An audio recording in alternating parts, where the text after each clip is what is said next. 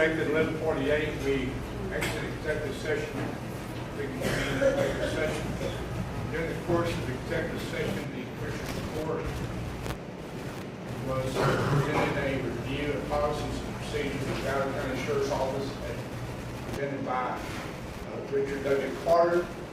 We also invited the families of the victims of the April shootings and also joined us for that review as well. We're now back in the regular session, and I'm going to ask Mr. Carter if he'll come forward and make a public presentation regarding the review.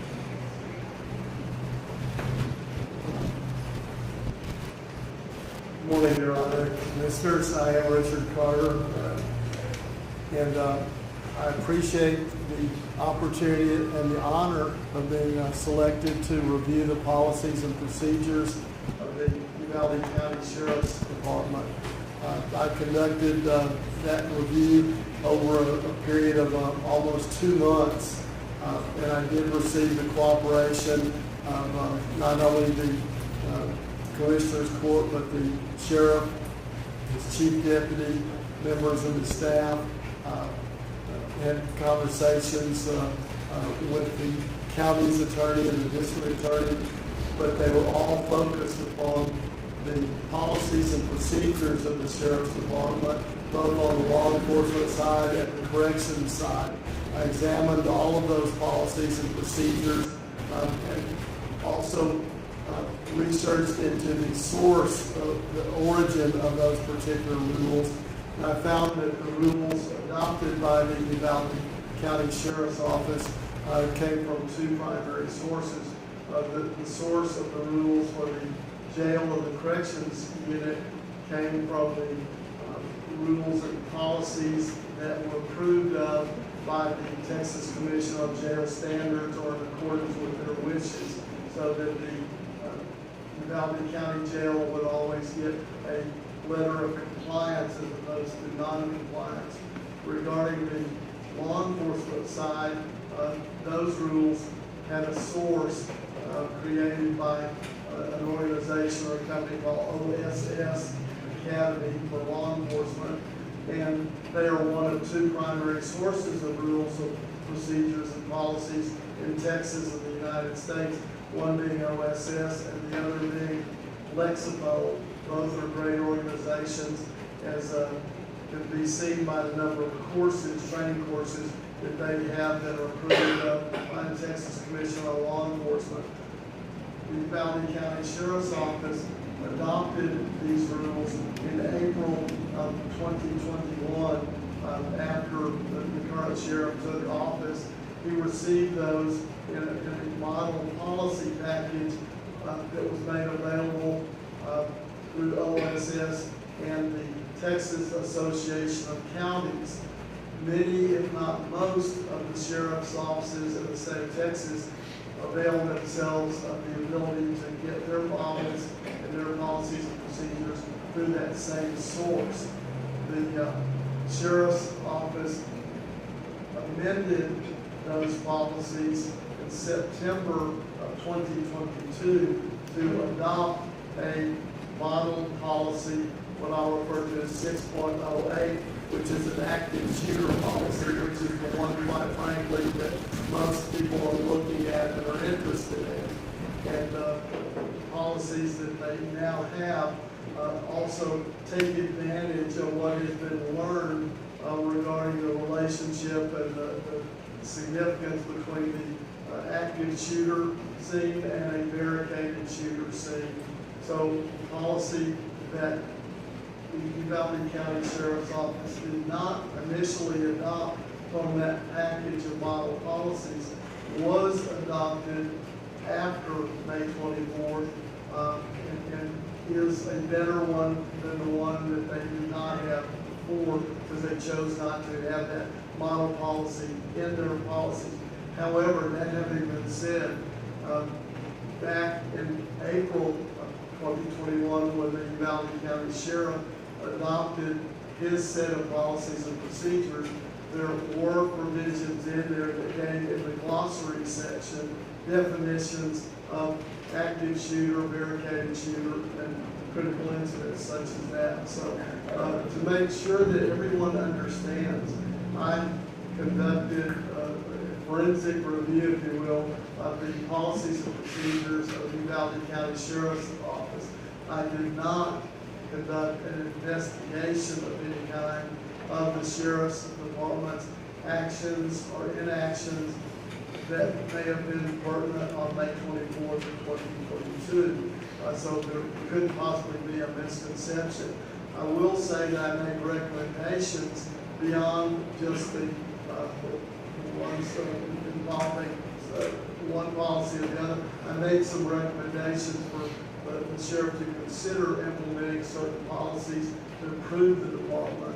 Things that were not required were also discussed, such as creating job descriptions for the various positions in the department, as there were no current job descriptions. Everyone knew what was expected or thought they knew what was expected of them. Now it's in writing and everybody can understand. And you can normally do a better job if you know what your job description is. This will also hopefully be helpful to them in recruiting officers. One of the things that I found in looking at the policies and procedures and the number of officers that are authorized is that there are, last check, 8 vacancies that are available there. And I commend the judge and the commission for having this review, because it gave us an opportunity to look at the current rules and procedures, see what can be improved, and going forward and making other recommendations.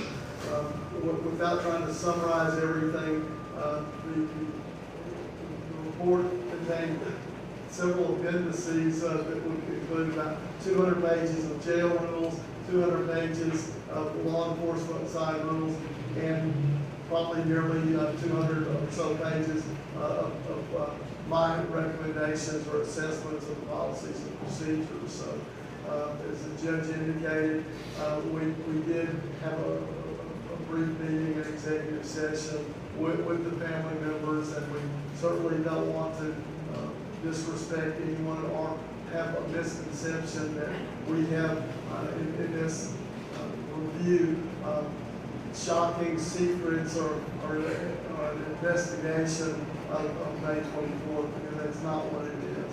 So at this point, I probably talked longer than I thought I would, but again, thank you for allowing me to do this. And I know that going forward, that I'm not trying to brag, I'm just trying to say the job you have to do hopefully will improve your sheriff's office to help them better serve and protect the people of Uvalde, and to make it a more attractive place where other law enforcement officers may want to come and join your agency and help you with those needs and those vacancies. Thank you very much. Thank you, Mr. Carter. Any questions of the Commission's Court of Mr. Clark? Yeah, I have a question. With respect to May 24th, prior to May 24th, there was not an active shooter policy adopted by the Uvalde County Sheriff's Office. You're correct in this regard, that there was no active shooter policy. There were only definitions contained in Chapter 1.01, I think it was, where it did define what active shooters were, and there were portions that dealt with critical incidences and how officers would respond to that, but there was no active shooter policy. One of the things I did do was I also looked at other agencies to see if they had active shooters. And although I found some that had them for 15, 20 years or whatever, since 1999, qualified, I found that some agencies, including some large sheriff's departments in Texas, had no active shooter policy at all. So it's not that we're singular or alone in not having a policy. And Texas law does not require. You're correct. Texas law does not require, and I'll show what the exception is, does not require that an agency have an active shooter policy. The exception to that is in the education code, the Texas Education Code requires any school to have a school safety plan that includes active shooter, and to train its officers. If it has for example, a school district police department, those officers must be trained in active shooter response. The other exception is if an officer is assigned, for example, by a municipal police department as a school resource officer, then they are required to take the active shooter course to respond. The thing that I would anticipate is that in the next session of the legislature, I would be disappointed and shocked if there was not legislation that made it a requirement, a mandatory course that all Texas peace officers be required to take an active shooter response course. As of, not that I was doing an investigation, but I was curious at news reports that say that only 20% of the sheriff department had active shooter training. Another way, if I were flipping, that would be 20% more than were required by law had completed an active shooter course as of May 24th. However, that having been said, as of today's date, all but 3 members of the Uvalde County Sheriff's Office have completed an active shooter response course, and those other 3 are scheduled to take one in an adjoining county in the very near future. But you are correct with your information. Now, to your knowledge, our Uvalde County Sheriff's Office, active shooter training, tactical training, does that go on throughout the year? As far as the training, seminars, or? Normally it's one course, but it can be as much as possible. I would suggest that if the legislature does make it mandatory, they may very well require that course be taken again. Normally, the Texas Commission on Law Enforcement has a 2-year span in which they require 40 hours of continuing education. I would not be surprised if they would say one segment of that 40 hours must be active shooter, whether it's every 2-year period or every other. So I personally, my experience, I've done a lot of training, conducted a lot of training. I think the more often you can do, the more pressure it is, the more it's on your mind. Now, muscle memory, if you will, to be able to know how to act. But other than what T-Close recommends, right, that there's, on the part of our sheriff's office, there's no, what can I say, part of their curriculum, part of their procedures, there's no training throughout the year. There's usually one course, although there's nothing wrong with them having one. If it was a larger agency, they would probably have in-service training where you pull people off the street and you do this, but it's pretty difficult to do that when you're already operating understaffed. So, but I think that's another method of doing it is in-service training. One of the things that my study of the rules and the procedures got is that there's a need, if possible, for bringing more training to Uvalde County. Because if it's not something that originates here or that is brought to Uvalde County, whether it be fuel costs, housing, food, whatever, all of that is greatly increased in cost, and it's difficult. I mean, we worry about people from El Paso, they gotta go to schools, it's always expensive. Well, Uvalde shouldn't be left out either because it's expensive to send people. So if we can bring meaningful training to Uvalde County, it means we can train more people more often.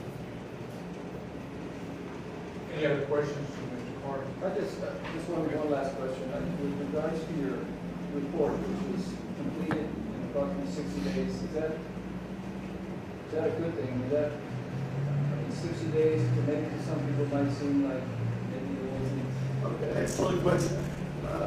I believe that it was adequate, and I worked on it actively the entire time from the October 10th day when I won the bid. I started working on the road as I was traveling back from training law enforcement officers in 2 other states. And the first thing I asked for was those rules. So the first part was studying the rules. The second part was doing a ride along at night and ride along in the day, talking with different people, checking the law, comparing the rules to others. I believe that was sufficient. And to be quite candid, originally in my bid, I had anticipated that I could complete the job in 30 days, excuse me. But in reality, in conferring with Judge Mitchell, I believe that no one wanted to rush with it. If I could be more thorough, then take additional time, and that's what I did.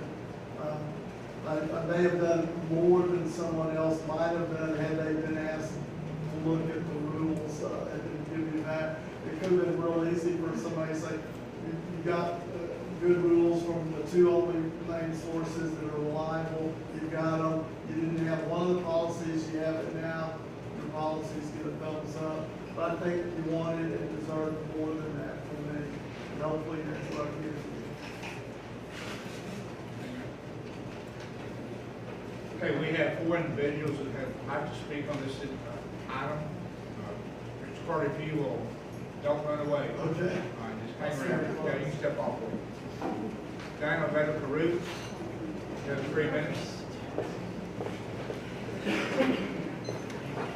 Good morning, Commissioners. Diana Carew, a community citizen here representing myself, no group or individual other than myself. As I listened to Mr. Carter this morning give the report to the public here about his review, I think I, like many others, expected and assumed, and it's our fault for assuming, that the investigation was about the department officers, not the policies and procedures. As I listened to the questions from Commissioner Garza, it makes me feel like just because the county sheriff was not required to have an active shooter policy, didn't have an active shooter policy, is no excuse for what happened on May 24th. I mean, our officers in Uvalde County, including the city, school, and county, don't live under a rock. Active shooter incidents happen across our nation all too often, and I know that there was training, I know there was awareness, though to step back and give the impression that because there was no policy, there's no accountability is unacceptable, inexcusable, and shameful. Yes. Also, this court continues to tell us that there's no ability for you to remove a commissioner, certainly, and I believe that's true to some extent, but certainly this body and all elected officials in Uvalde County, all of you were elected to your offices. No one has authority over anyone else. And so, but as a body, you reflect the leadership of this county. And for you not to take some action, available action to you, to remove an elected official like the county sheriff, using quo warranto, which allows you a process by which to remove an individual who was incompetent on May 24th and allowed the tragedy to be worse than it should have been. It is available to you. I believe that you all, elected officials in this county, have a responsibility to this community and especially to the families of those that lost children to do something. Stop making excuses for not doing what you should do as elected representatives of this community.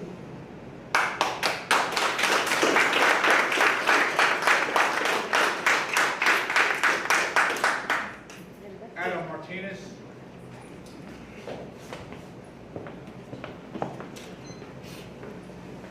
Hello.